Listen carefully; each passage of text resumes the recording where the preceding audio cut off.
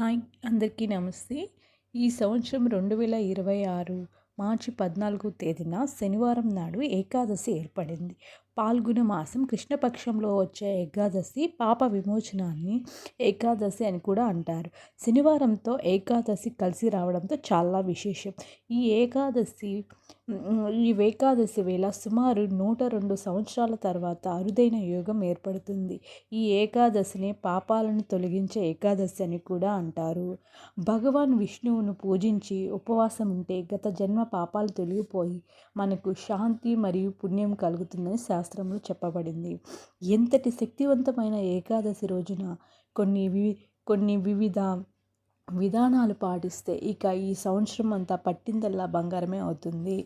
ఏకాదశి అంటేనే వెంకటేశ్వర స్వామికి అంకితం. శనివారంలో ఏకాదశి రావటం ఇంకా విశేషం కాబట్టి మార్చి 14న శనివారం నాడు ప్రతి ఒక్కరూ వెంకటేశ్వర స్వామిని పూజించండి. ఏకాదశి రోజున వెంకటేశ్వర స్వామిని పూజిస్తే ఇక మీ జన్మ ధన్యమైనట్లే. శ్రీనివాసుడు త్వరగా మనకు ప్రసన్నమయ్యి మీ కష్టాలన్నీ వెంటనే గట్టెక్కించి మీ కోరికలను నెరవేరుస్తారు. కాబట్టి ఈ ఏకాదశి రోజున ఉదయాన్నే నిద్రలేచి ఇల్లంతా శుభ్రం చేసుకొని ఆడవాళ్ళు తలంటు స్నానం చేసి ఉదయాన్నే ఉప్పు నీటితో ఇల్లంతా శుభ్రం చేసుకొని ఇంటి గడపలకు పసుపు రాసి ఇంటి గుమ్మం ముందు రంగు వల్లెలతో ముగ్గులు వేసుకుని ఇంట్లో దీపారాధన చేసుకోవాలి. ఈ రోజున చేసే పూజలకు కోటి జన్మాల పుణ్య ఫలితం లభిస్తుంది. ఏకాదశి రోజున పసుపు రంగు వస్త్రాలు ధరిస్తే చాలా మంచిది.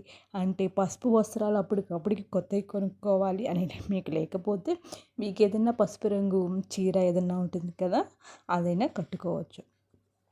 మీ జాతకంలో విపరీతమైన అదృష్టం కలిసి వస్తుంది. ఇంట్లో పూజ ప్రారంభించే ముందు పూజ గదిలో ఒక చిన్న ముగ్గు వేసి వెంకటేశ్వర స్వామి పటాన్ని గంధం బొట్లతో అలంకరించుకోవాలి.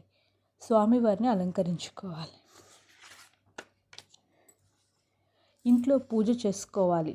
విశేషంగా ఏకాదశి రోజున పసుపు రంగు పుష్పాలతో దేవుణ్ణి పూజిస్తే మీ పూజకు రెట్టింపు పుణ్య ఫలితం లభిస్తుంది. విష్ణుమూర్తికి అత్యంత ప్రీతికరమైన వాటిలో తులసి దళాలు ఒకటి. కాబట్టి ఈ శక్తివంతమైన ఏకాదశి నాడు వెంకటేశ్వర స్వామికి తులసి దళాలను సమర్పిస్తే ఆ శ్రీనివాసుడు ఎంతో సంతోషించి మీ కోరికలను వెంటనే నెరవేరుస్తాడు. అలాగే పూజ గదిలో కూడా కొన్ని తులసి దళాలను పెట్టుకోండి.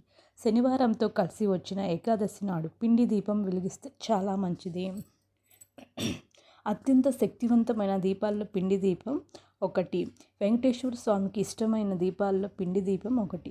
కాబట్టి ఈ ఏకాదశి రోజున బియ్యం పిండితో ఒక చిన్న ప్రమిదలను తయారు చేసి పిండి ప్రమిదకు కుంకుమ బొట్లు అలంకరించి నువ్వుల నూనెతో కానీ లేదా ఆవు నూనెతో కానీ దీపారాధన చేసుకుంటే చాలా శుభప్రదం.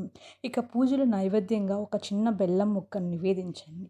పూజ అయ్యాక ఒక శక్తివంతమైన మంత్రాన్ని జపించండి. అదేంటంటే ఓం నమో భగవతే వాసుదేవాయ.